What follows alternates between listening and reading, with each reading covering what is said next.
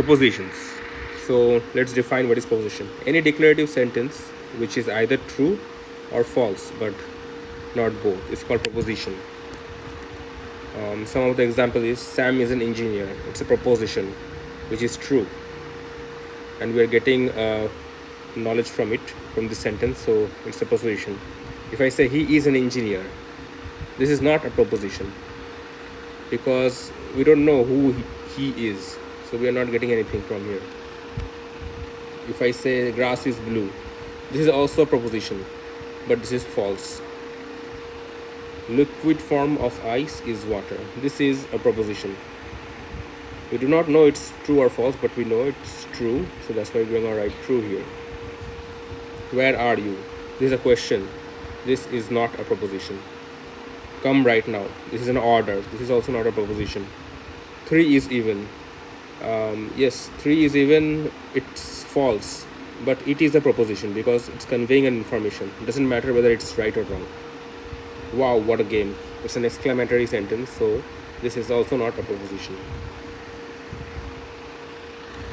Now let's go and learn about logical operators or connectives. So we can write any logical operators such as P, and next another one is Q. Here P and Q are logical variable or propositional variables. Now P is I know coding, Q is I am making an app. Now if I do an AND operation on P and Q, we get this sentence: I know coding and I am making an app. Together this P and Q gives us compound proposition.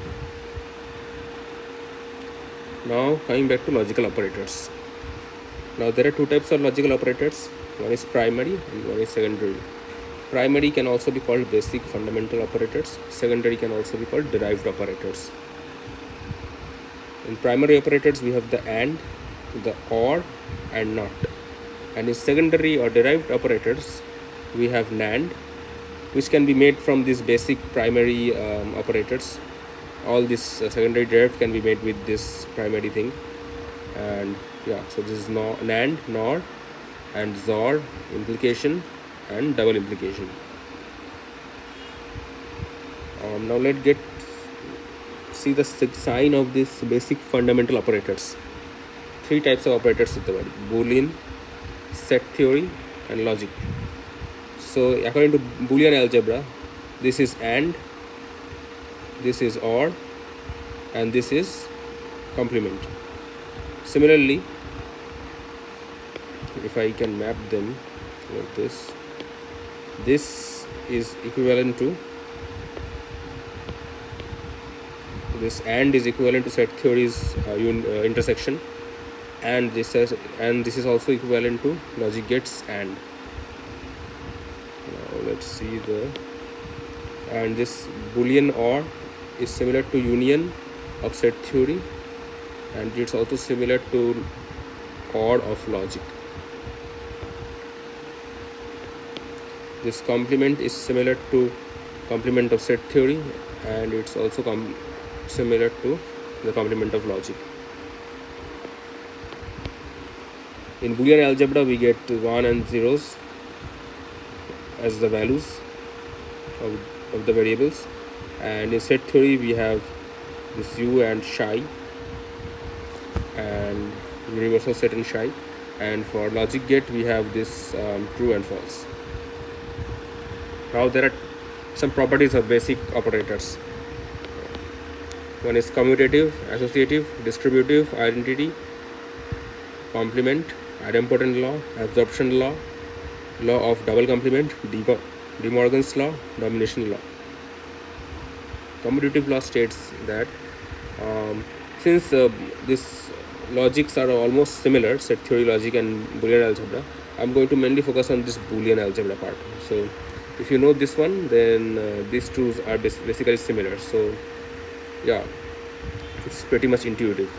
So in Boolean algebra, if I say a plus b, that is equal to b plus a, and a dot b is equal to b dot a. This is simple, even if it's true in arithmetic also. This is called commutative law. Associative law. In associative law, let's focus on this Boolean algebra part.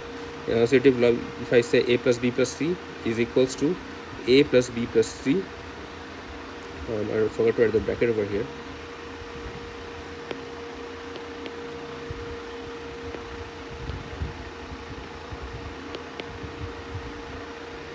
Yeah, so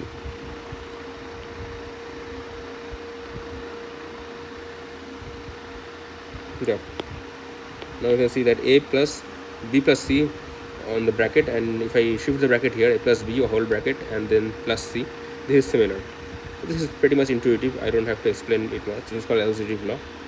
And the next law is distributive law. In distributive law, if I say a dot b plus c, which is equal to ab plus ac, this is pretty much intuitive from arithmetic part only.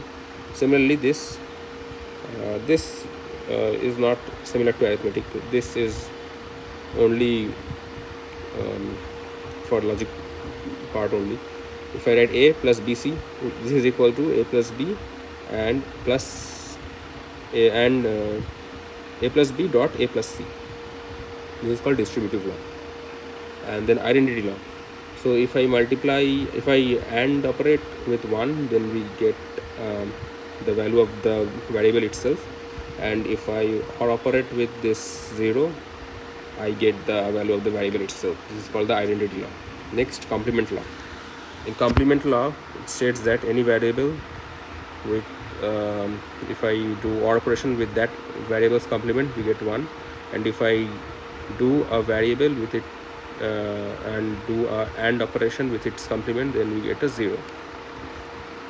Next is idempotent law. In idempotent law, if I say a plus a equals to a and a dot a equals to a, so a variable or operation with same variable gives the same variable, and a variable and operation with the same variable gives the same variable. This is called idempotent law. The law of double complement. Now in logic, if you give a complement, then we get the same variable. So if I give a complement, which is equals to a complement, but if I give a double complement, then it is a. Then if I give triple complement, then it again becomes complement. So for even number, for odd number of complements, we get the complement, but for even number of complements, the complements gets there is no complement. It gets back to the original variable.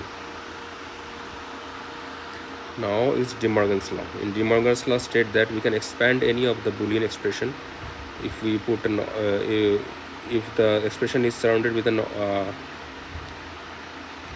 complement, then we can break it by putting complement on the individual variables, like here a, b, c, all these are complement, and it goes on.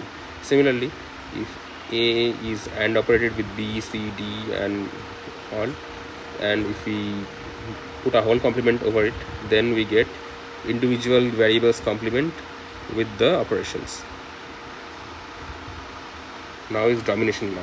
Pretty much it's evident from the fact that if a plus 1 is equal to 1, it gives 1. Here 1 is more dominating because it's doing an odd operation with a.